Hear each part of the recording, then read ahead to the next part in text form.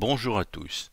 Cette fois je vous embarque pour une balade sur la Rance, entre les deux écluses qui délimitent la partie maritime de ce site exceptionnel.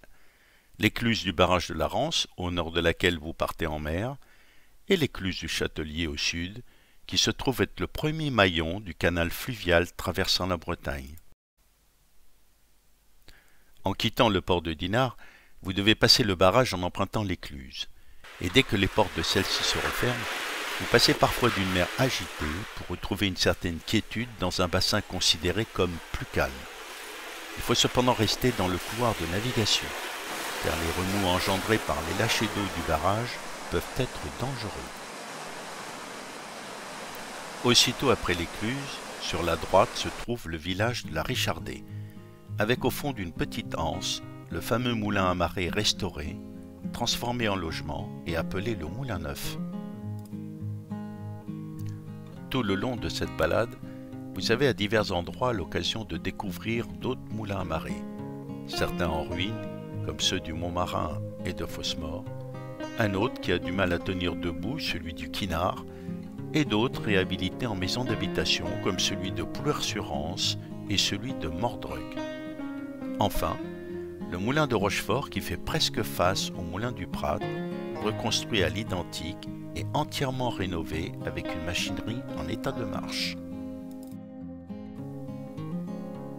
Mais j'ai un peu anticipé sur le trajet, car vous passez auparavant devant la balise des Zèbres au pied de l'ancienne demeure du commandant Charcot, alors que de l'autre côté se trouve la Malouinière du Montmarin, l'une des nombreuses habitations qui jalonnent les berges de la Rance sur les deux rives.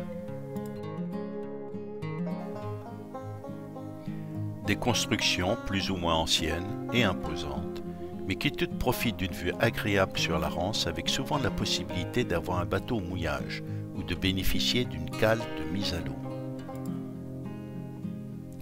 Il est vrai que parfois, ce n'est pas un fringant voilier qui attend sagement au pied d'une demeure, mais une épave. Et là, ce n'est plus la même histoire. Si certaines carcasses en bois peuvent donner l'occasion de prendre de jolies photos, d'autres ressemblent plutôt à d'énormes verrues disgracieuses dans ce paysage de carte postale. Heureusement, une opération de nettoyage de grande envergure porte déjà ses fruits, et la plupart de ces épaves n'existeront plus en 2022. L'on aura alors tout le loisir de focaliser son attention sur d'autres facettes plus agréables de la Rance. Mais ce ne sera malheureusement pas pour cette vidéo. J'aurais aimé vous parler de tout ce qui fait le charme de la Rance, des oratoires présents à chaque méandre, des nombreux villages d'anciens pêcheurs qui partaient à Terre-Neuve, des pêcheurs actuels spécialisés dans les coquilles Saint-Jacques, des cales de mise à l'eau avec leurs animaux marins, et puis la traditionnelle régate des Zèbres, ou encore la fête des Doris, etc., etc.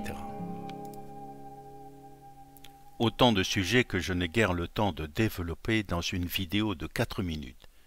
Et alors que nous arrivons, aussitôt après ce pont de chemin de fer, à l'écluse du Châtelier, destination de notre petite balade.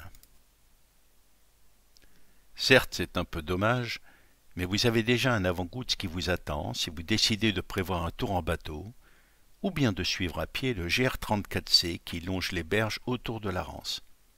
Portez-vous bien, et au mois prochain.